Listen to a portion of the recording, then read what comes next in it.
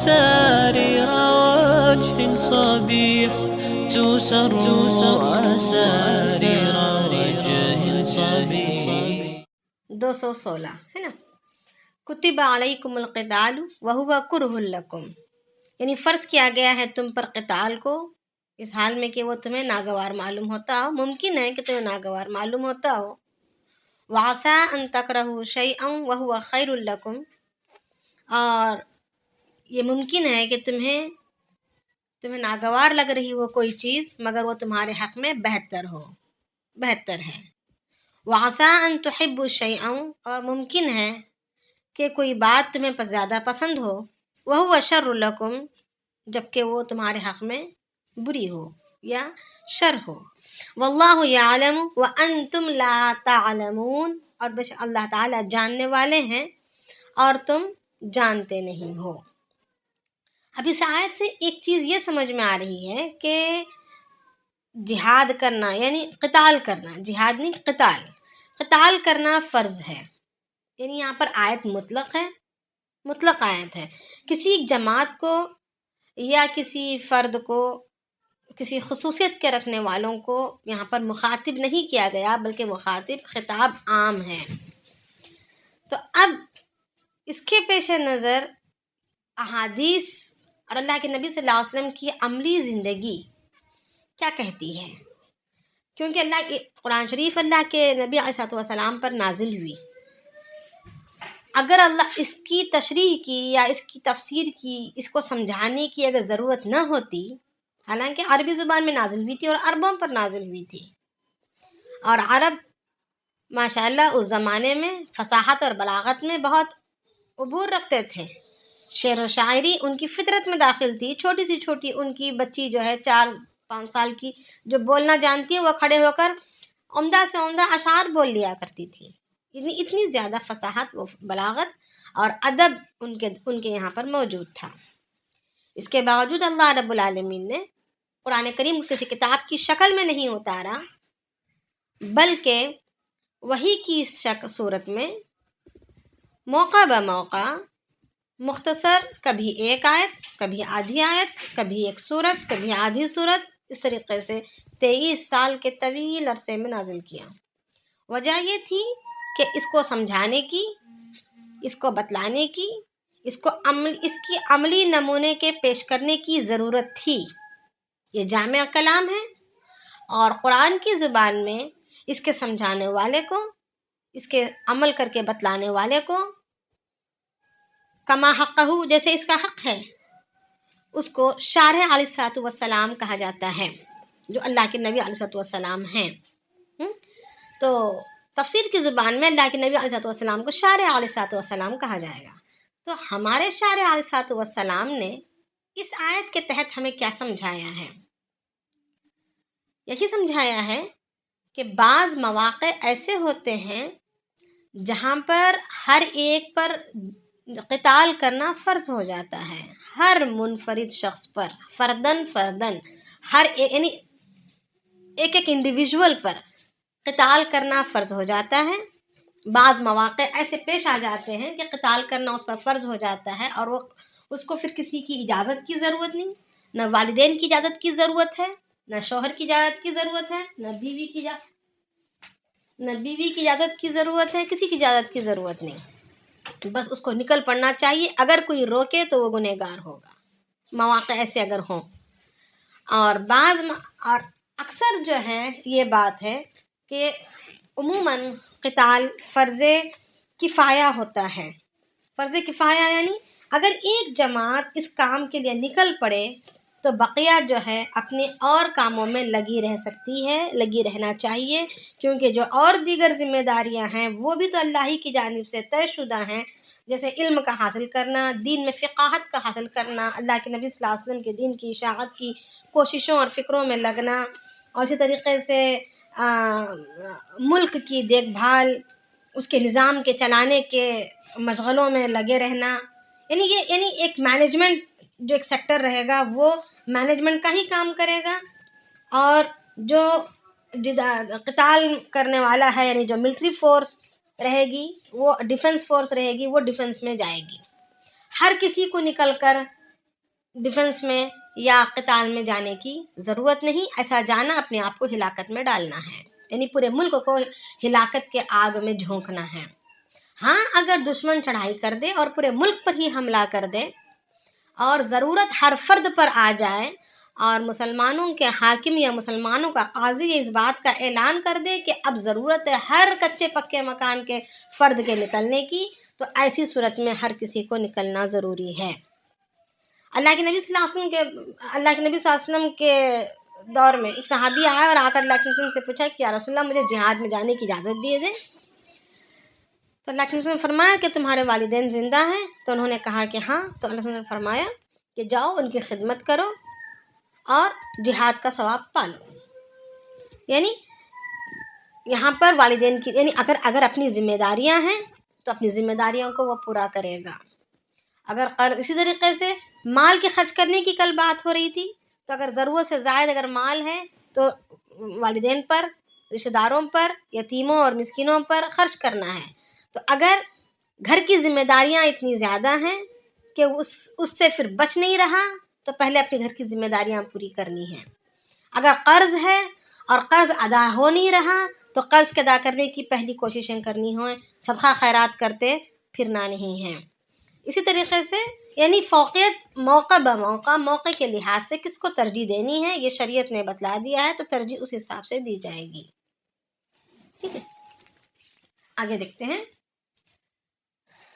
بسم اللہ الرحمن الرحیم. یسألونک عن الشہر الحرام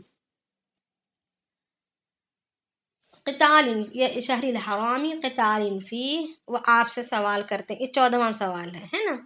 آپ نے سوالات گنے ہیں؟ میں نے کہا تھا پھر میرے ذہن سے نکل گیا.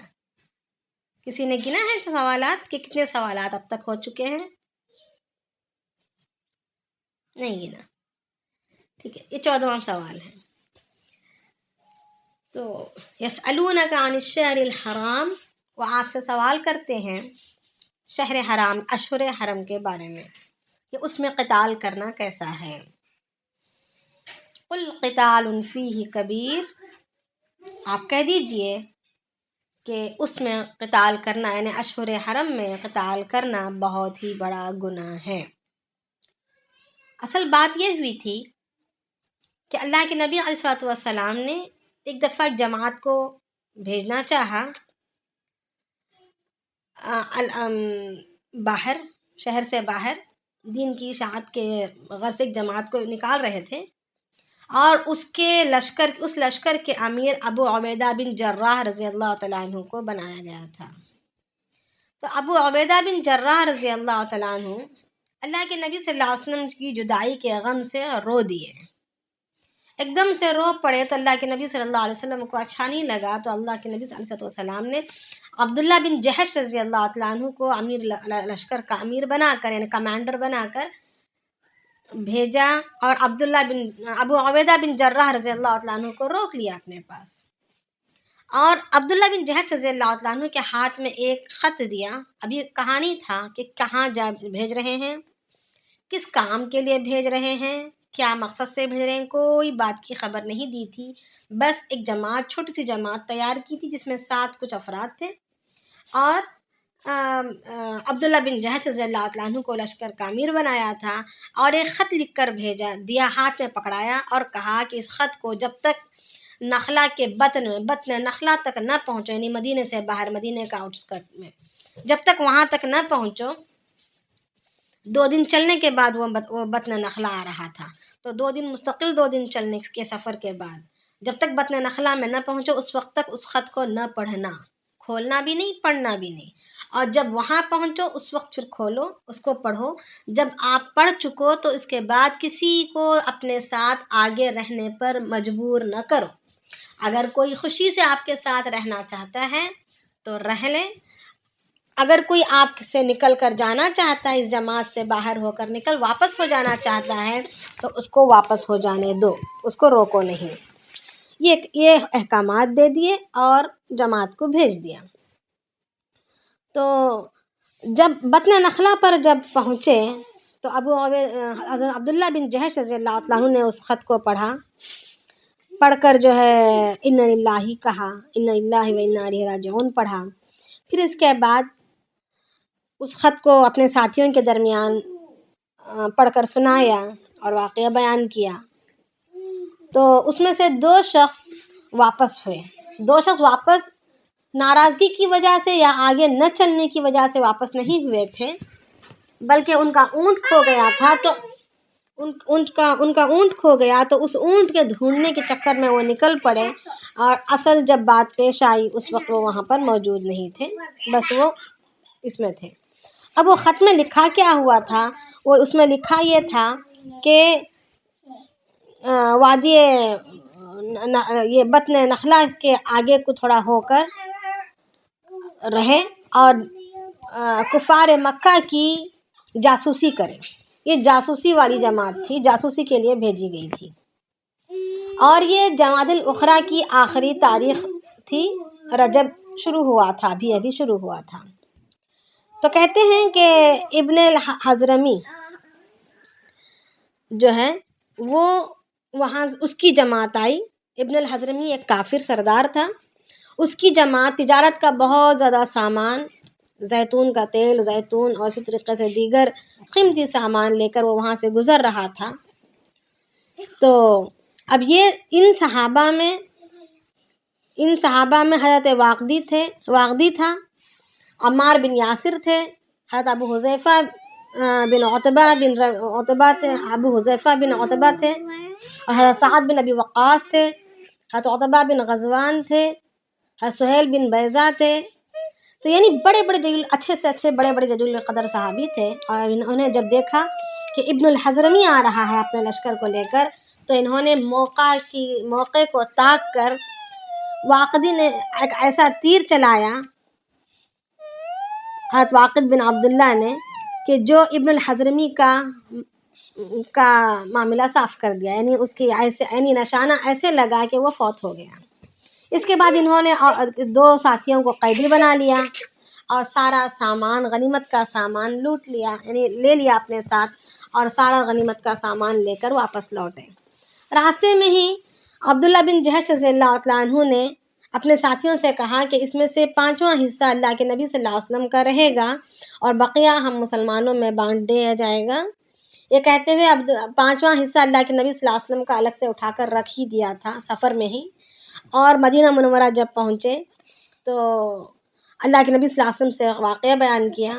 تو دراصل وہ یہ صحابہ سمجھ رہے تھے کہ جمادی الاخری کی آخری 30 تاریخ ہے، مگر وہ 30 تاریخ نہیں تھی، بلکہ رجب کی رات آ چکی تھی. پہلی رجب شروع ہو چکی تھی، جو اشہر حرم شروع ہو چکا تھا. مطلب یعنی اشہر حرم رجب، ذی القعدہ، ذی الحج اور محرم مانا جاتا ہے. تو یہ رجب شروع ہو چکا تھا. اب اس صحابہ کو پتہ نہیں تھا. تو اب جب اللہ کے نبی صلی اللہ علیہ وسلم نے کہا کہ جب اللہ کے وسلم سے جب انہوں نے یہ آ کر یہ سارا واقعہ بیان کیا، تو اللہ کے نبی صلی اللہ علیہ وسلم سخت ناراض ہوئے اور قیدیوں کو بھی اپنے قابو میں لینے سے منع کر دیا. نہ 5واں حصہ لیا اور نہ ہی مال تقسیم کرنے میں کچھ آئے. بالکل ناراضگی کا اظہار کیا اور اللہ کے نبی صلی اللہ علیہ وسلم نے ناراض ہو گئے. تو اب صحابہ اور اس کے علاوہ صحابہ کے درمیان بھی، دیگر مسلمانوں کے درمیان بھی چیمیگیاں شروع ہوئیں کہ تم نے کیسی بری حرکت کی، کیا ضرورت تھی تم کو تو جاسوسی کے لیے بھیجا گیا تھا اور تم نے یہ حرکت کیوں کی، اور تم نے اشہر حرم کا بھی خیال نہیں کیا، رجب تو شروع ہو چکا تھا، کہ اتنا بھی تمہیں خیال نہیں رہا. اب اس کے ساتھ ساتھ اب کفار مکہ کو بھی، قریش کو بھی موقع مل گیا. وہ بھی کہنے لگے کہ یہ دیکھو، ان مسلمانوں کو دیکھو کہ اشہر حرم کی تک پرواہ نہ کرنا انہوں نے چھوڑ دیا، اور اشہر حرم میں بھی جو ہے یہ لوگ قتل و قتال شروع کر غارت گیری کرنے لگ گئے. ان لوگوں کو اب اس کا بھی لحاظ نہیں رہا.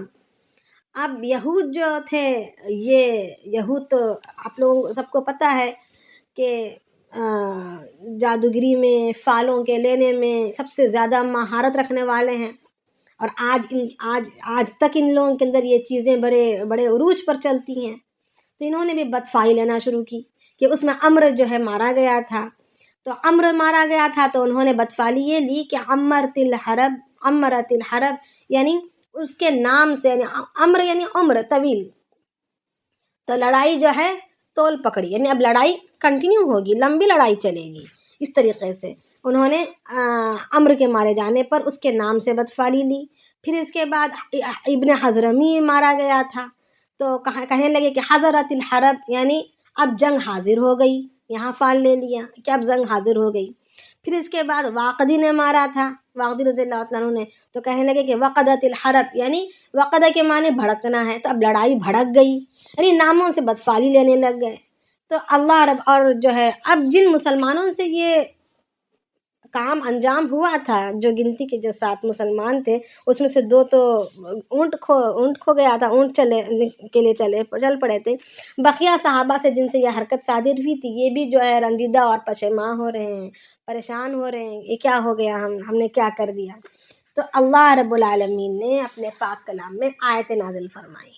اب وہ آیتیں یہی ہیں کہ یسألونک عن الشہر الحرام، وہ آپ سے سوال کرتے ہیں اشہر حرم میں، قتال فیہ، قتال کے تعلق سے، کہ اس میں قتال کرنا کیسا ہے. تو آپ کہہ دیجئے کہ قتال فیہ کبیر، اس میں قتال کرنا بہت بڑا گناہ ہے. وصد عن سبیل اللہ وکفر بہ والمسجد الحرام واخراج اہلہ منہ الاکبر عند اللہ. جواب کیا دے رہے ہیں اللہ پاک کہ اللہ کے راستے سے روکنا، یعنی دین پر چلنے سے روکنا، اور اس کا انکار کرنا، اور مسجد حرام میں کفر کرنا، اور مسجد حرام کے اہل والوں کو، یعنی اس کے اللہ کے فرما برداروں کو، اللہ کی ماننے والوں کو مسجد حرام سے نکالنا، یہ زیادہ بڑا گناہ ہے. قتال کرنا بڑا گناہ ہے، ٹھیک ہے، مگر دین پر چلنے سے روکنا اور مسجد حرام میں کفر کا کرنا، یعنی نافرمانیوں کا کرنا، اور مسجد حرام کے اہل کو، یعنی اس میں عبادت کرنے کے اہل والوں کو وہاں سے نکال دینا، مسجد حرام سے دھکے دے کر، اور ہجرت پر مجبور کر دینا، یعنی مکہ چھوڑ کر مدینہ جانا پڑا، ہجرت کرنا پڑا. مسجد حرام کے جو اصل اہل تھے، صحابہ اور اللہ کے نبی صلی اللہ علیہ وسلم کی ذات، جو اللہ کی فرمانبردار تھی، اللہ کا نام لینے والے تھے اور اللہ کی طرف بلانے والے تھے، مسجد حرام کی عبادت کی طرف بلانے والے تھے، ان کو دھکے دے کر نکلنے پر مجبور کر دیا. وہ لوگ بیچارے اپنے سارا ساز و سامان کو چھوڑ کر، بے گھر ہو کر، بغیر کسی مال کے مدینہ منورہ ہجرت کرنا پڑا. تو یہ کیا ہے؟ یہ اس سے بڑا گناہ ہے. منہ اکبر عند اللہ، کہ زیادہ بڑا ہے اللہ کے نزدیک، زیادہ بڑا گناہ ہے. والفتنہ تو اکبر من القتل، اور جو یہ فتنہ تم برپا کر رہے ہو، جو تم فتنے کرتے پھرتے ہو، یہ قتل سے زیادہ بڑا گناہ ہے. ولا یزالون یقاتلونکم حتی یردوکم عن دینکم ان استطاعوا. آگے پھر اللہ تعالیٰ کہہ رہے ہیں کہ ان کی پوری ان کی جو برائیوں کی جو فہرست تھی نا، وہ ایک کے بعد دیگرے کھولتے جا رہے ہیں. ان کا ایک کیا سوال تھا کہ اشہر حرم میں یہ لوگ قتل و قاتل گیری کرنا شروع کر دیے، اس کی حرمت کا انہوں نے خیال نہیں کیا، یہ مسلمان اتنے بگڑے. تو اس کا ایک کا سوال کا جواب اللہ تعالیٰ مسلسل دینے شروع کر دیے. وَلَا يَزَالُونَ يُقَاتِلُونَكُمْ حَتَّى يَرُدُّوكُمْ عَنْ دِينِكُمْ إِنِ اسْتَطَاعُوا، یعنی اور تم لوگ جو مسلسل لڑائیاں کرتے پھرتے ہو، یہاں تک کہ ان کو ان کے دین سے پھیرنے کی کوشش کرتے ہو، اگر تم ان پر قابو پا جاؤ، یہ تک کرتے رہتے ہو. وَمَنْ يَرْتَدِدْ مِنْكُمْ، اور جو کوئی تم میں سے مرتد ہو جائے، یعنی دین سے پھر جائے، دین اسلام کو حاصل کرنے کے بعد دین سے پھر جائے، عن دینہ، اپنے دین سے پھر جائے، فیمت، اور وہ اسی حالت میں مر جائے، وہو کافر، تو وہ کافر ہے، یعنی وہ انکار کرنے والا ہے. فَأُولَئِكَ حَبِطَتْ أَعْمَالُهُمْ فِي الدُّنْيَا وَالْآخِرَةِ، اور یہی ہیں جن کے اعمال اکارت ہو گئے، یعنی برباد ہو گئے، دنیا میں بھی اور آخرت میں بھی. وَأُولَئِكَ أَصْحَابُ النَّارِ، اور یہی لوگ آگ والے ہیں. ہم فیہا خالدون، اس میں وہ ہمیشہ رہیں گے. کیا کیا کہا اللہ رب العالمین نے کہ وصد عن سبیل اللہ، اللہ کے راستے پر چلنے میں، اللہ کے دین پر چلنے میں روکنا، وکفر بہ والمسجد الحرام، یعنی اور اس کے ساتھ کفر کرنا اور مسجد حرام سے روکنا، واخراج اہلہ منہ اکبر، اور وہاں سے نکالنا، وہاں کے رہنے والوں کو وہاں سے نکال دینا، یہ زیادہ بھاری ہے اللہ کے نزدیک۔ والفتنۃ اکبر من القتل، اور فتنے پھیلاتے پھرنا یہ قتل سے زیادہ بڑا گناہ ہے۔ ولا یزالون یقاتلونکم، اور مسلسل لڑائی تم کرتے پھرتے رہتے ہو یہاں تک کہ تم ان کو دین سے نہ پھیر لو، اگر تمہارے قابو میں وہ آ جائیں، یعنی قابو میں لے کر ان کو دین سے پھیرنے کی پوری کوششیں کرتے ہو، اتنے ظلم ڈھاتے ہو کہ مجبور کرتے ہو دین سے پھر جانے پر۔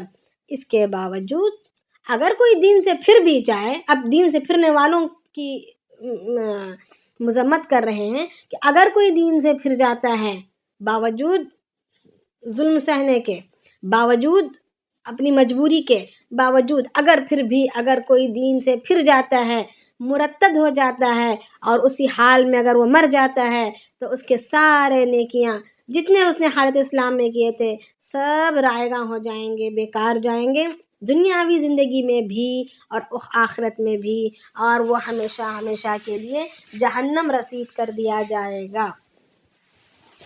تو اب یہاں پر دین سے پھرنے کی جو بات آ رہی ہے، اس میں مرتد، اب ایک تو کافر ہے، وہ تو ہمیشہ ہمیشہ جہنم رسید کر دیا جائے گا، وہ تو ہے ہی ہے، مگر اس کے لیے یہ نہیں کہا گیا کہ وہ دنیاوی زندگی میں بھی اس کے اعمال حبط کر دیے جائیں گے، مگر مرتد کے لیے ایک قدم آگے بڑھ کر کہا گیا کہ اس کے حبطت اعمالہم، اس کے اعمال فی دنیا میں بھی برباد ہو جائیں گے۔ اب دنیا میں بربادی اعمال کی کیسے؟ یہ کہ اگر حالت اسلام میں وہ نکاح والا شخص ہے، اس نے نکاح کیا تھا، تو جیسے ہی وہ مرتد ہو جائے گا اس کا نکاح ختم ہو جائے گا۔ اگر کوئی انسان مسلمان تھا اور وہ اگر مرتد ہو جائے یعنی کافر بن جائے تو پھر، اور اگر کوئی اس کا وارث مر جائے تو اس کو میراث میں حصہ بھی نہیں ملے گا، میراث کا حصہ بھی اس کے لیے ختم کر دیا جائے گا، اور اگر وہ خود مر جائے تو نہ اس کی جنازے کی نماز پڑھائی جائے گی اور نہ ہی وہ مسلمانوں کے قبرستان میں دفن کر دیا جائے گا، یعنی نہ اس کو مال مل رہا ہے، نہ اس کا نکاح باقی رہ رہا ہے، اور نہ ہی اس کو جنازے کی نماز حاصل ہو رہی ہے، نہیں مسلمانوں کے طور طریقے کے حساب سے نہ اس کی تدفین ہو رہی ہے، یہ بات۔ اور اخروی طور پر اس کی جتنی بھی نیکیاں تھیں سب برباد کر دیے گئے۔ اب جو ہے اس کو اس کی نیکیوں میں سے، ایمان کی حالت میں اگر اس نے کچھ نیکیاں کی تھی تو سب کا سب بیکار گیا، سب پر پانی پھر گیا، وہ ہمیشہ ہمیشہ کے لیے جہنم رسید کر دیا جائے گا۔ ہاں، اگر کسی نے مرتد ہونے کے بعد دوبارہ اسلام میں آ گیا، مسلمان تھا، مرتد ہو گیا اور پھر دوبارہ اسلام میں آ گیا، تو اس کا کیا ہوگا؟ اس کو دوبارہ اگر اس نے اگر پہلے اس پر حج فرض تھا اور اس نے پہلے حج کر چکا تھا تو اب اس کو دوبارہ حج کرنا پڑے گا، پھر بھی حج کر چکا ہو پھر بھی، کیونکہ اس کے کفر نے اس کے سارے اعمال کو حبط کر دیے تھے، تو اس کو دوبارہ حج کرنا پڑے گا، اور بقیہ چیزیں تو اس کے جو حصے میں آنی ہیں وہ آئیں گی۔ اور اگر کوئی مرتد ہو جائے اور مرتد ہی کی حالت میں زندگی گزارنا پسند کرتا ہو تو اس کے لیے، اگر مرد مرتد ہوتا ہے تو اس کا جرم، یعنی کافر کو قتل کرنے کا حکم نہیں ہے، کافر کو اس کو قتل کرنے کا حکم ہے جب اگر وہ ہم پر چڑھائی کرنے پر آئے، یا تو اسلام کو نقصان پہنچا رہا ہو، فتنہ برپا کر رہا ہو، ایسا کچھ ہو تو قتل کرنا ہے، یا سزا اگر اس کی قتل کی سزا اگر اس کی تعین کی گئی ہے کسی شریعت کے لحاظ سے، تب جا کر اس کو قتل کریں گے، مگر اس کے کفر کو بنیاد بنا کر ہر کافر کو مارتے پھرنے کی اجازت نہیں ہے۔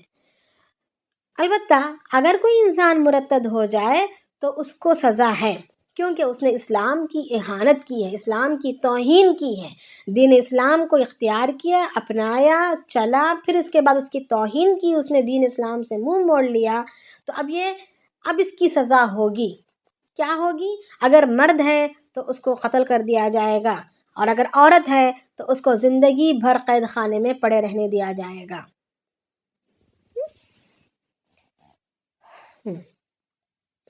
تو اس کے تعلق سے کوئی سوال آپ کے پاس ہے؟ جی السلام علیکم۔ جی وعلیکم السلام۔ جی ابھی آپ نے کہا تھا کہ مرتد ہو کر پھر دوبارہ اسلام لائے تو اس کو حج، اگر اس نے پہلے کیا تو حج اس کو دوبارہ کرنا پڑے گا۔ جی نکاح کے بارے میں کیا؟ نکاح کے بارے میں دوبارہ نکاح کرنا، نکاح بھی دوبارہ کرنا پڑے گا؟ ہاں دوبارہ نکاح کرنا پڑے گا۔ اچھا، اگر وہ آنا چاہ رہا ہو آ رہا ہو، اگر وہ آنا نہیں چاہ رہا تو اس کو تو قتل کر دیا جائے گا۔ اور اگر ہاں اب قتل، اب اگر ہمارے معاشرے میں اب جو جس مملکت میں ہم رہ رہے ہیں یہاں پر اسلامی قوانین نہیں ہیں تو اس قانون کو ہم اپنے ہاتھ میں نہیں لے سکتے۔ یہ سارے قوانین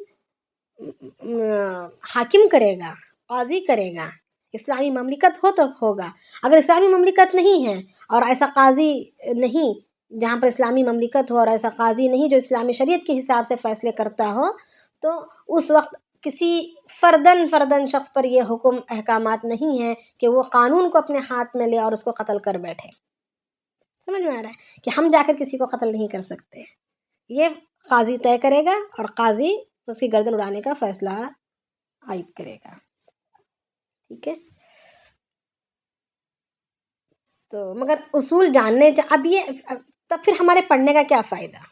ہم پڑھ کیوں رہے ہیں جب ہماری مملکت ایسی نہیں ہے کہ جہاں پر خلافت چل رہی ہو یا اسلامی قوانین چل رہے ہوں؟ ایسی تو مملکت ہے نہیں۔ ہم ایسے ماحول اور ایسی مملکت میں رہ رہے ہیں جہاں پر سب کچھ کیا ہے، ون ورلڈ آرڈر کے تحت چل رہا ہے یا تو پھر غیروں کے طریقے پر چل رہا ہے، اپنے اصول اس کے الگ ہیں، تو پھر ہم پڑھ کیوں رہے ہیں؟ اس کا کوئی جواب دے سکتے ہیں؟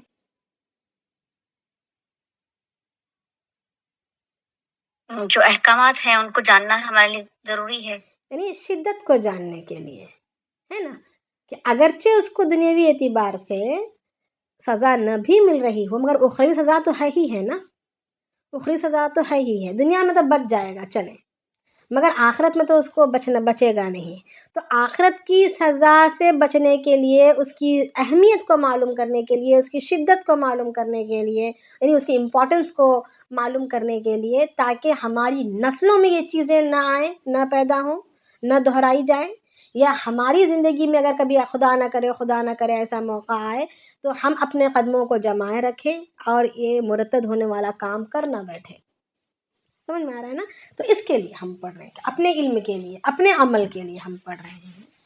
اور اگر اسلامی قوانین کے مطابق اگر اسلامی حکومت قائم ہو جائے تب تو پھر بات اور ہے، مگر اب فی الوقت ہم اپنی اس جاننے کے لیے شدت کو احکامات کے، اس کے لیے ہم پڑھ رہے ہیں۔ تو آگے دیکھتے ہیں، بسم اللہ الرحمن الرحیم۔ ان الذین آمنوا والذین ہاجروا وجاہدوا فی سبیل اللہ اولئک یرجون رحمت اللہ واللہ غفور الرحیم۔ بے شک وہ لوگ جنہوں نے ایمان لائے اور وہ لوگ جنہوں نے ہجرت کی اور جہاد کیا اللہ کے راستے میں، اولئک یرجون رحمت اللہ، یہی لوگ ہیں جو اللہ تعالیٰ کی رحمت کے امیدوار ہیں اور اللہ تعالیٰ بخشنے والے اور رحم کرنے والے ہیں۔ یہ جب اللہ کے نبی علیہ السلام ناراض ہو گئے تھے، قیدیوں کو لینے سے بھی منع کر دیا تھا اور غنیمت کا مال لینے سے بھی منع کر دیا تھا، خفگی کا اظہار کیا تھا، سخت ناراض ہو گئے تھے، تو صحابہ بھی جو ہے اپنے آپ میں پشیماں ہو رہے تھے، شرمندہ ہو رہے تھے کہ اب کیا حرکت کر دی ہم نے۔ تو ایک تو اللہ رب العالمین نے کافروں کو یہ جواب دے دیا، اس کے بعد جب یہ آیت نازل ہوئی تو پھر اللہ کے نبی علیہ السلام نے دوبارہ جو ہے قیدیوں کو اپنے قبضے میں لے لیا۔ 2 قیدی تھے، تو سب سے پہلے جو قیدی فدیہ دے کر چھڑائے گئے یہی 2 قیدی تھے۔ قریش آئے اور فدیہ دے کر ان کو چھڑوانے کی کوشش کی، تو اللہ کے نبی صلی اللہ علیہ وسلم نے فرمایا کہ جب تک میرے 2 صحابہ یعنی جو اونٹ ڈھونڈنے نکل گئے تھے ان کو وہ واپس نہیں آ جائیں گے، اس وقت تک میں تمہارے قیدیوں کو تمہارے حوالے نہیں کروں گا اور تم سے فدیہ بھی نہیں لوں گا، بعد میں آنا، کیونکہ ہو سکتا ہے کہ تم اپنے قیدیوں کو چھڑا لے جاؤ، پھر ہمارے جو 2 بندے ہیں ابھی اونٹ تلاشتے ہوئے بھٹک رہے ہیں ان کو کہیں نقصان نہ پہنچا دو۔ تو اس کے لیے اللہ کے نبی صلی اللہ علیہ وسلم نے ان قریشیوں کو واپس کر دیا تھا۔ پھر جب آ گئے یہ لوگ، کون تھے وہ، سعد بن وقاص رضی اللہ تعالیٰ عنہ تھے، پھر ایک اور ان کے ساتھی تھے، تو جب یہ دونوں صحابی عتبہ بن غزوان تھے، جب یہ دونوں واپس آ گئے تو اس کے بعد اللہ کے نبی صلی اللہ علیہ وسلم نے ان قریشیوں کو بلا کر ان سے فدیہ لیا اور ان کے قیدیوں کو رہا کر دیا. اور اس وقت تک یہ عبداللہ بن جہش رضی اللہ تعالیٰ عنہ نے جو 5واں حصہ غنیمت کے مال میں طے کیا تھا اپنی جانب سے طے کیا تھا، ابھی یہ اصول لاگو نہیں کیے گئے تھے، یہ احکامات نہیں آئے تھے کہ 5واں حصہ اللہ کے رسول کا ہوگا. چاہے یعنی مسلمان جہاں بھی جو بھی غنیمت کا مال حاصل کریں اس میں 5واں حصہ اللہ کے رسول کا ہوگا، چاہے اللہ کے نبی شریک ہوں یا نہ شریک ہوں، مگر اللہ کے نبی کا حصہ ہوگا. یہ ابھی احکامات، اس طریقے کے احکامات نازل نہیں ہوئے تھے، مگر عبداللہ بن جہش رضی اللہ عنہ نے اپنی جانب سے اللہ کے نبی کے لیے 5واں حصہ رکھا ہوا تھا. تو اللہ تعالیٰ کو یہ بات پسند آئی اور اللہ رب العالمین نے یہ بات طے کر دی ہمیشہ کے لیے کہ 5واں حصہ اللہ کے رسول کا ہوگا. سب سے پہلے 5واں حصہ نکال لیا جائے گا، پھر اس کے بعد بقیے کو مسلمانوں میں تقسیم کر دیا جائے گا. تو یہ بات ہوئی. پھر اس کے بعد جو ہے مگر اب صحابہ کے دلوں میں ایک کشمکش تھی، ایک بے چینی تھی کہ دنیا کے مسائل تو حل ہو گئے، کہ جواب بھی کافروں کو دے دیا گیا، اللہ کے نبی نے قیدیوں کو پکڑ بھی لیا اور فدیہ بھی لے لیا، اور مال غنیمت بھی اللہ کے نبی نے لے لیا اور سب میں بانٹ بھی دیا. دنیا کے اعتبار سے ساری باتیں ہو گئی، مگر آخریت کے اعتبار سے ہمارا کیا ہوگا؟ اللہ تعالیٰ ناراض رہیں گے یا ہمارے اس کو جہاد میں شمار کر دیا جائے گا یا نہیں کر دیا جائے گا؟ ہم غازیوں میں شمار ہوں گے یا نہیں ہوں گے؟ اس قسم سے ان کے دلوں میں ایک کشمکش باقی تھی، ایک بے چینی تھی. تو اللہ رب العالمین نے یہاں پر آیات نازل فرمائی اور یہ کہہ دیا کہ ان الذین آمنوا، بے شک جو لوگ ایمان لائے، والذین ہاجروا، اور ہجرت کے، یعنی یہ جتنے بھی صحابہ گئے ہوئے تھے یہ سارے کے سارے مہاجر تھے، کوئی ان میں انصار نہیں تھا. تو اور جنہوں نے جہاد کیا اللہ کے راستے میں، اولئک یرجون رحمت اللہ، اور یہی لوگ ہیں جو اللہ تعالیٰ کی رحمت کے امیدوار ہیں، اور اللہ تعالیٰ بخشنے والے اور رحم کرنے والے ہیں. یعنی جو بھی ہوئی تھی ان سے رجب کی پہلی تاریخ میں جو حرکت صادر ہوئی تھی، یہ بس ایک غلطی تھی، ایک خطا تھی، انہوں نے جان بوجھ کر تو کیا نہیں تھا. مگر اس کے بعد اللہ رب العالمین نے یہ احکامات بھی لاگو کر دیے کہ اگر کوئی آگے سے حملہ کرے تو چاہے وہ اشہر حرم ہی کیوں نہ ہو، مگر ان کے دفاع میں حملہ کر سکتے ہیں اور اپنا دفاع کر سکتے ہیں. یہ بات تو رہتی دنیا تک کے لیے لاگو کر دی گئی ہے کہ اشہر حرم میں اگر کوئی مار رہا ہے تو مار کھاتے مرنا نہیں ہے بلکہ دفاع کرنا ہے. اچھا، اور اللہ تعالیٰ بخشنے والے اور رحم کرنے والے ہیں، غفور الرحیم.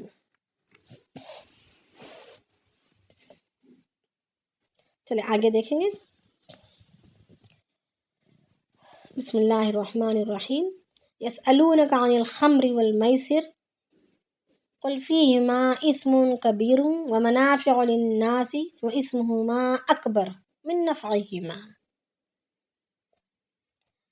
یعنی یہاں پر اللہ تعالیٰ جو ہے ایک اگلا سوال صحاباؤں کا بیان کر رہے ہیں کہ وہ آپ سے پوچھتے ہیں شراب کے بارے میں اور جوئے کے بارے میں کہ اس کے کیا احکامات ہیں.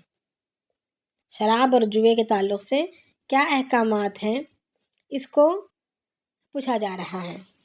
دراصل شراب کی حرمت کی آیت حضرت عمر رضی اللہ تعالیٰ عنہ کی منشا کے مطابق نازل ہوئی ہے. قرآن شریف میں کل 13 یا 14 آیات ایسے ہیں جو حضرت عمر رضی اللہ تعالیٰ عنہ نے چاہا، اللہ کے نبی صلی اللہ علیہ وسلم سے فرمائشیں کی کہ یا رسول اللہ اس کے بارے میں کچھ حکم نازل بتا دیں، اس کے بارے میں کوئی حکم بتا دیں. اللہ کے نبی صلی اللہ علیہ وسلم خاموش رہے، یہاں تک کہ جیسے اللہ کے نبی حضرت عمر رضی اللہ تعالیٰ عنہ کی فرمائش تھی اس حساب سے آیت نازل ہوئی. تو اسی طریقے سے حضرت عمر رضی اللہ تعالیٰ عنہ جب شراب کی حرمت نازل ہوئی، یعنی شراب پہلے کیا تھا کہ نماز کے حالت میں شراب ان لوگوں کے یہاں پر بہت زیادہ مشہور تھا. باقاعدہ بڑی بڑی محفلیں لگتی اور ایک ساقی بن جاتا اور باقاعدہ شرابیں پلائی جاتی، ساقی سب کو پلاتا اور سب کوئی پیتے اور یہ کرتے. تو ایک دفعہ ہاں تو عمر رضی اللہ ایک دفعہ ایک صحابہ کی ایک جماعت جو ہے شراب پی رہی تھی، شراب کا دور چل رہا تھا، تو اب نماز کا وقت ہو گیا، نماز کو پکارے جانے لگا، تو نماز میں اسی طریقے سے حاضر ہوئے، اور جب نماز پڑھنے لگے تو آیتوں کو گڑبڑ کرنے لگے، تو اس پر آیات نازل ہوئی کہ یا ایھا الذین آمنوا لا تقربوا الصلاۃ وانتم سکارا، یعنی اے ایمان والو تم جو ہے نماز نہ پڑھا کرو، نماز کے قریب بھی مت جایا کرو جبکہ تم نشے کی حالت میں ہو۔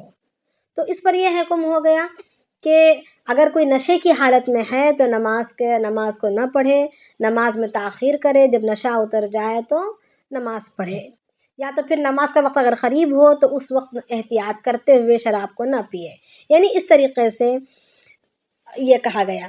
اس سے پہلے جب شراب کے بارے میں پوچھا گیا تو یہی کہا، سب سے پہلے جب شراب کیسا ہے جب سوال کیا گیا تھا تو اس وقت یہ کہا گیا تھا کہ یہ اچھی چیز نہیں ہے، اس میں جو ہے گناہ ہے، اس کا نفع بہت تھوڑا ہے، اس کا نقصان بہت زیادہ ہے، یعنی اس طریقے سے یہاں پر آیات بیان کی گئی ہیں۔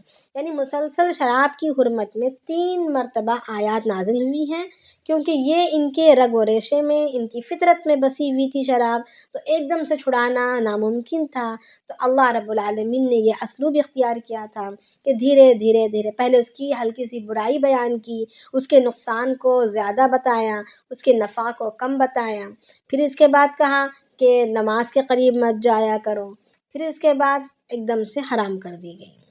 تو اب یہاں پر یہی آ رہا ہے کہ یسألونک عن الخمر والمیسر، وہ آپ سے سوال کرتے ہیں کہ شراب اور جوئے کے بارے میں، قل فیہما اثم کبیر، تو آپ کہہ دیجئے کہ ان دونوں میں گناہ زیادہ ہے، ومنافع للناس، اور لوگوں کو اس سے دنیاوی فائدہ بھی ہے، یہ بات نہیں کہ دنیاوی فائدہ نہیں ہے بلکہ دنیاوی فائدہ ہے، وَإِثْمُهُمَا أَكْبَرُ مِن نَّفْعِهِمَا، اور ان دونوں کا گناہ جو ہے اس کے نفع سے زیادہ ہے، یعنی نفع کم ہے، دنیاوی نفع تھوڑا ہے اور اخروی نقصان زیادہ ہے، یہ بتلا دیا، یعنی ایک طرح سے اس کی نفرت اور ہلکی سی اس کی برائی دل میں ڈال دی گئی۔ تو اب اس کا نفع کیا تھا؟ شراب کا نفع کیا تھا؟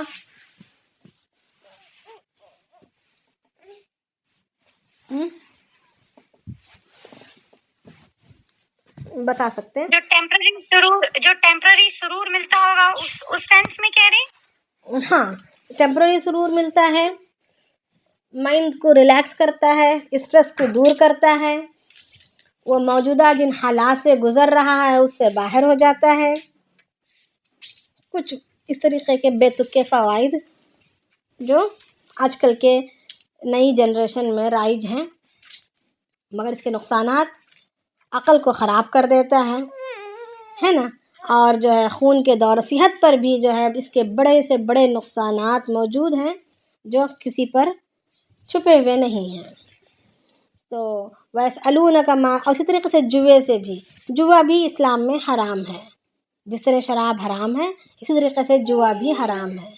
تو اب جوئے کی جتنی بھی ہم نے شکلیں تیار بنا لی ہیں، یہ جوئے کا یعنی اس کے جو بھی بھائی بہن جتنے بھی بنے ہیں جوئے کے، جی شراب کا نفع کیا بتائیں تھے؟ کیا ہے کہ ایک جی دنیاوی نفع، دنیاوی نفع یہی ہے، لوگ جیسے کہتے ہیں اصل میں وہ نفع ہو نہیں سکتا، مگر لوگوں نے جو بنا لیا ہے، جو صرف شراب پینا ہی نہیں، ہر نشے آور چیز، چاہے وہ نکوٹین کی شکل میں ہو، چاہے وہ ہیروئن کی شکل میں ہو، چاہے جس شکل میں بھی ہو، جتنی بھی ہزاروں قسم اس کے نکلے ہیں، ہر شکل اس کی منع ہے، یعنی ہر وہ چیز جو عقل کو لے جاتی ہے، موجودہ حالات سے انسان کو دور کر دیتی ہے، چیزوں کو بھلا دیتی ہے، یعنی اپنی موجودہ چیزوں کو یا اس کے رنج اور غم کو جو بھی ہو اس کو دور کر دیتی ہے، وہ چیز اس میں داخل ہے، اور اس کا نقصان ظاہری بات ہے کہ خون کا دوران بڑھ جاتا ہے۔ اب بعضے یہ کرتے ہیں کہ کام کے اسٹریس کو دور کرنے کے لیے کام کی سستی کو دور کرنے کے لیے، ورک لوڈ کو کم کرنے کے لیے لیا کرتے ہیں، اپنے آفس آورس میں بھی لیتے ہیں تاکہ موڈ جو ہے موٹیویٹ ہو جائے، موڈ اچھا ہو جائے اور مزید ہم کام کر سکیں. مگر یہ بس خون کے دوران کی بڑھوتری ہوتی ہے، اس کے علاوہ کچھ اور نہیں ہوتا. حقیقت میں اس کو قوت میں اضافہ نہیں ہوتا بلکہ خون کے دوران میں زیادتی ہوئی رہتی ہے، جس کو وہ ہائپر ایکٹیو ہو جاتا ہے. اس کے علاوہ کچھ نہیں. مگر اس کے نقصان، اس کے پیچھے نقصانات جو پیدا ہوتے ہیں وہ دنیا جانتی ہے. تو ہر طرح سے اس کی کسی بھی شکل کی نفرت ہمیں اپنی نسلوں میں پیدا کرنی ہے کہ ہر طرح سے اس سے دور کر دیا جائے. اللہ ہمیں اور ہماری قیامت تک آنے والی نسلوں کی ہر برائیوں سے اللہ پاک حفاظت فرمائے. آمین آمین. تو آگے کہہ رہے ہیں وَيَسْأَلُونَكَ مَاذَا يُنْفِقُونَ. اب یہاں پر کہا جا رہا ہے کہ وہ آپ سے سوال کرتے ہیں کہ ہم کیا خرچ کریں، ہم کیا خرچ کریں. خرچ کرنے کے تعلق سے پوچھ رہے ہیں کہ ہم کیا خرچ کریں. قُلِ الْعَفْوَ، آپ کہہ دیجئے کہ حاجت سے زائد چیز، یعنی جو ضرورت سے زائد ہو اس کو تمہیں خرچ کرنا ہے. کل کی بات دہرائی جا رہی ہے. کل کا ہی سوال، 2 قسم کے سوالات تھے، تو اس میں سے کل ایک سوال کو وہاں پر بیان کیا گیا تھا. ایک سوال کے بارے میں بات ہوئی تھی کہ کہاں کہاں خرچ کریں. اب یہاں پر کیا خرچ کریں، کیا خرچ کریں سے مراد کتنا خرچ کریں. تو کہا جا رہا ہے کہ قُلِ الْعَفْوَ، آپ کہہ دیجئے کہ ضرورت سے یعنی حاجت سے، تمہاری حاجت سے زائد چیز کو خرچ کرنا ہے. كَذَلِكَ يُبَيِّنُ اللَّهُ لَكُمُ الْآيَاتِ لَعَلَّكُمْ تَتَفَكَّرُونَ. اور اللہ تعالیٰ اپنی وضاحت بیان کر رہے ہیں کہ اسی طرح اللہ تعالیٰ بیان کرتے ہیں تم پر اپنے احکامات کو یا اپنی نشانیوں کو. لَعَلَّكُمْ تَتَفَكَّرُونَ، اس امید پر، اس توقع پر کہ تم اس میں سوچ و بچار کرو، تم اس کو سمجھو، تم اس میں غور و فکر کرو. فی الدنیا والآخرہ، دنیاوی زندگی میں بھی اور اخروی زندگی میں بھی. وَيَسْأَلُونَكَ عَنِ الْيَتَامَى، وہ تم سے سوال کرتے ہیں یتیم کے بارے میں کہ یتیم سے سلوک کیسے کریں، سلوک کرنا ہے تو کیسے کرنا ہے. قُلْ إِصْلَاحٌ لَهُمْ خَيْرٌ، تو آپ کہہ دیجئے کہ ان کی خیر خواہی بہتر ہے. وَإِن تُخَالِطُوهُمْ فَإِخْوَانُكُمْ وَاللَّهُ يَعْلَمُ الْمُفْسِدَ مِنَ الْمُصْلِحِ. کہہ رہے ہیں کہ اگر تم ان کے مال کو اپنے مال میں ملا بھی لو تو وہ تمہارے بھائی ہیں.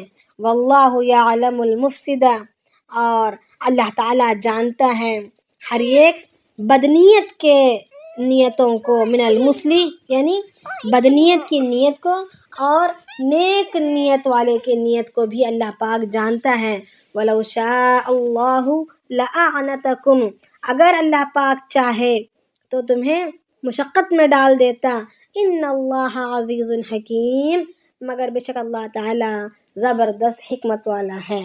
یعنی اب بات یہ آ رہی ہے کہ اگر یتیم کا مال ہے اور ہمارے ساتھ وہ رہ رہا ہے، یتیم کی ہم پرورش کر رہے ہیں، اب ایسی صورت میں اس کے مال کو کیسے استعمال کیا جائے گا. اب بعض دفعہ کیا ہوتا ہے کہ اس کا مال ایسا مال ہوتا ہے کہ وہ خراب ہو جائے گا. یعنی کھجوریں ہیں، کئی من کھجوریں آ گئی ہیں یتیم کی وراثت میں. اب ورثے میں اس کو کئی من کھجوریں ملی تو کیا کریں گے، یا کوئی اناج مل گیا، غلہ مل گیا، کیا کیا جائے گا. تو اس کو اپنے مال میں ملا کر خرچ کریں گے، استعمال کریں گے، مگر نیت حساب رکھنے کی ہوگی اور حساب رکھا جائے گا تاکہ اس کی مال کی مالیت کے مطابق، یعنی اس کے مال کی اماؤنٹ کے مطابق اس پر ہم مستقل خرچ کرتے رہیں گے. یہ نہیں کہ اس کو ہم نے ملا لیا، پھر اس کے بعد جو ہے کھا کر ہم نے بھی کھا لیا، اس کو بھی کھلایا، اور جب ختم ہو گیا تو اب چھٹی کر دی. نہیں، یہ والی بات نہیں ہے. یعنی اللہ تعالیٰ تمہیں مشقت میں نہیں ڈال رہا کہ اس کو علیحدہ رکھو اور اس کو الگ سے اہتمام سے اس کی حفاظت کرو، پھر اس کو بچاؤ اور یتیم کے حوالے کرتے رہو. تو ایک مشکل کام ہے. بعض چیزیں ایسی ہوتی ہیں جو انسان کے بس کی یعنی ممکن نہیں ہوتی. تو ایسی صورت میں یہ کہا گیا کہ تم جو ہے یعنی اس کو اپنے مال میں ملا سکتے ہو، مگر یہ کہ فساد کی نیت نہ ہو بلکہ اصلاح کی نیت ہو، اس کے مال کے استعمال کو امانت کے طور پر اس کو بدرجہ اس کی ضرورت کے مطابق اس کو لوٹانے کی نیت ہو۔ اور اسی طریقے سے یعنی یتیم کے مال کی احتیاط بڑی کرنی ہے۔ یتیم کا اگر یتیم بچہ چھوٹا ہے تو اس کو اپنی کفالت میں لینا اور اس کے مال کی برابر حفاظت کرنا، یہ مربی کا یا والی کی ذمہ داری ہے۔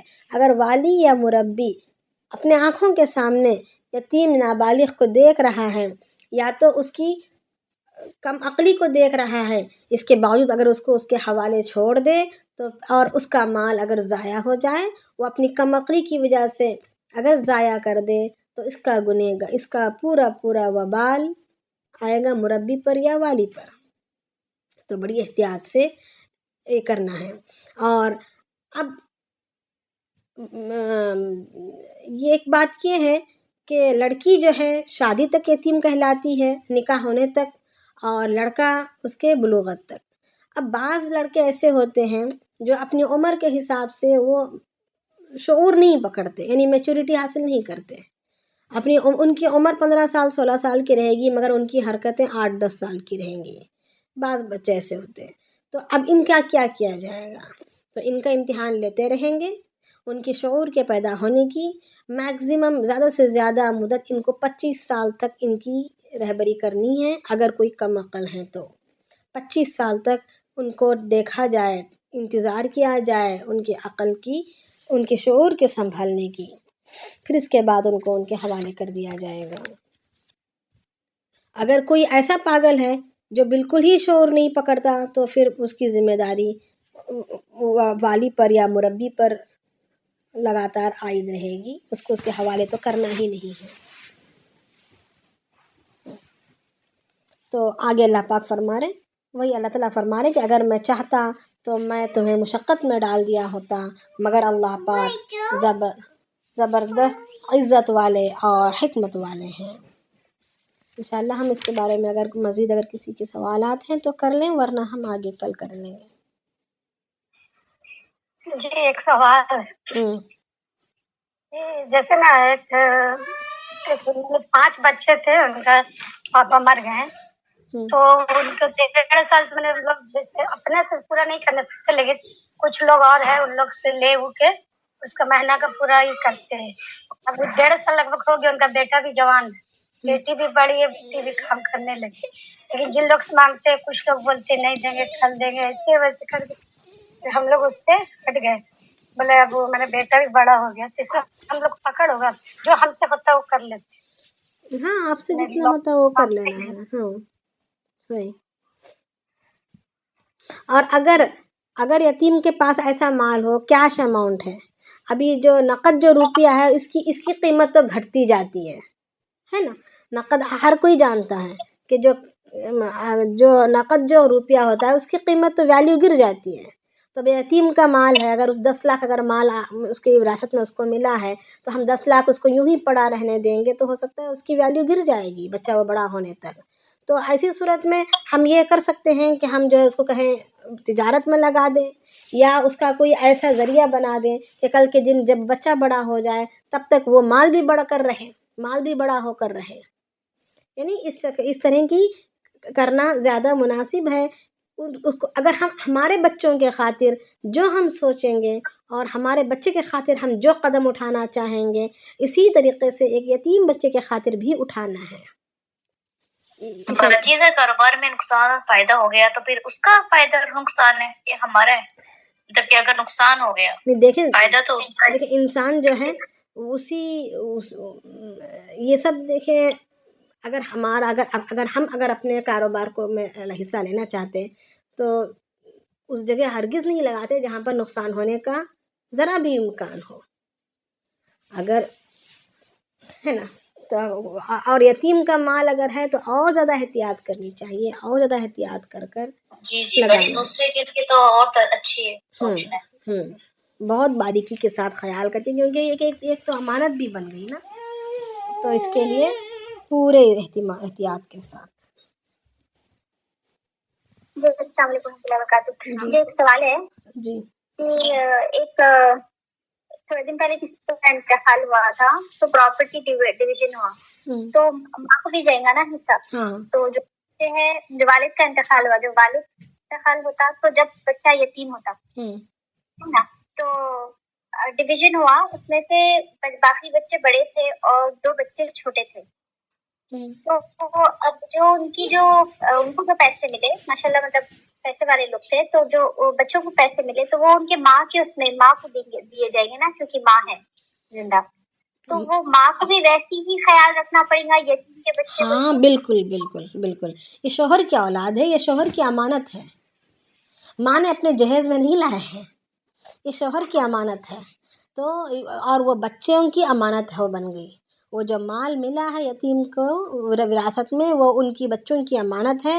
تو ماں اگر اپنے کھانے پینے میں اگر خرچ کر رہی ہے تو اس کو جو 9واں حصہ ملا ہے اس میں سے خرچ کرے گی, یا کوئی روزی کا کوئی ذریعہ جیسے اختیار کر لے, جو بھی ہو, مگر یتیم کے مال میں سے اپنے ذاتی مفاد کے لیے کوئی اٹھا نہیں سکتی ہو. ہاں بچوں کی تعلیم و تربیت پر یا بچوں کی کھلانے پلانے پر ان کا ہی پیسہ ان پر خرچ کر سکتی ہے, مگر بڑی احتیاط کے ساتھ احتیاط کرنی ہے, بڑی باریکی سے احتیاط کرنی ہے.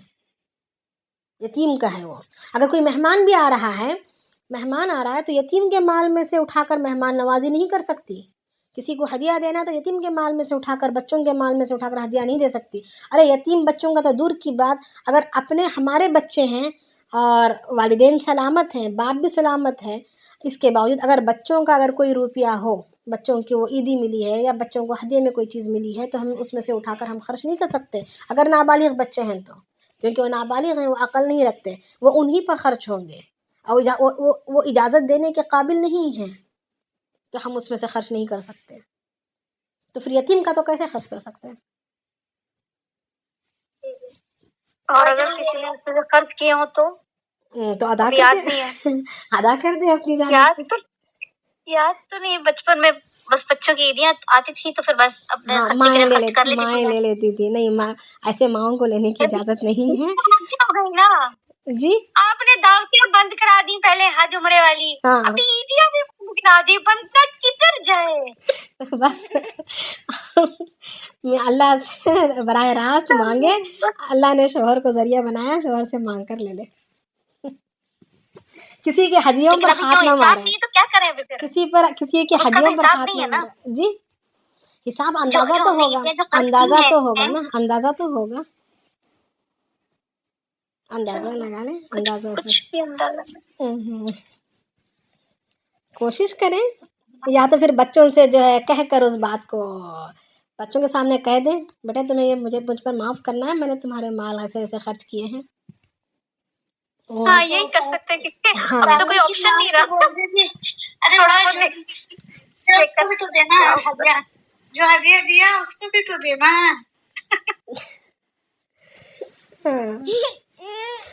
تو جی, اور کہ آپ بتائیں تو عمر فاروق کے منصب مطابق کتنے آیت نازل ہوئے؟